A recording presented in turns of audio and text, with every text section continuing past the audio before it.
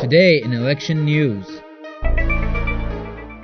In his speech today in the northeastern city of Mashhad, President Mahmoud Ahmadinejad reacted to the criticisms of his rivals in the forthcoming presidential election by accusing them of adopting the propaganda methods of Hitler's aide to vilify the ninth government. According to Fars News, he said, "A Hitlerian method is being employed today against the nation, and everyone in the world is aware of this psychological warfare."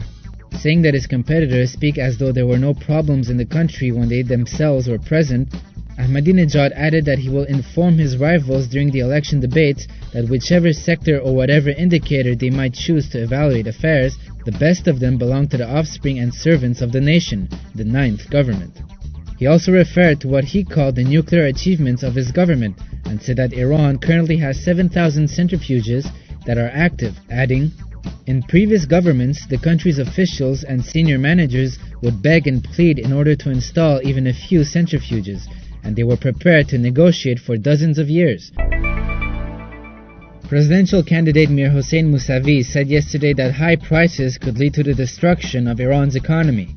Speaking to a gathering of people in the northern city of Ardabil, Mousavi criticized the economic policies of the ninth government, saying that filling the domestic market with foreign agricultural products will be the ruin of Iranian farmers. He also criticized the foreign policy of the current government for its extremism and called for the adoption of moderate policies. He said, "Any extremism brings with it another extremism. We should not raise the question of the Holocaust on one hand and on the other describe the Israeli people as friends. Or, for instance, we should not continuously condemn America and repeatedly say that it will soon disintegrate, but then follow this by sending a letter of congratulations."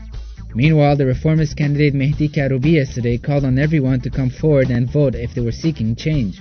Speaking in the University of Babol in the northern province of Mazandaran, he said, "If you want change, if you are dissatisfied with the situation, if you despair of political isolation, if there is high prices and unemployment, then you must take part in the election."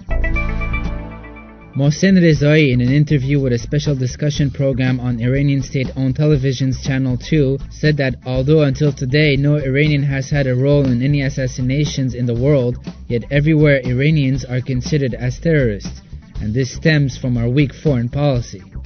He reiterated, "Although everyone knows that Iranians have played no role in any assassinations, they still accuse us, and that shows the inefficiency of Iran's foreign ministry." Regarding his prospective foreign policy, he said that he would exclude discussions of the Holocaust from it, and explained, "It is inappropriate for this issue to enter our revolutionary political rhetoric. We made a rational revolution, and therefore need neither adventurism nor return to passivity." He emphasized that Iranians, through cooperation with each other, can turn the country in all aspects to a superior one, both in the region and in the world. These stories and more at TelevisionWashington.com.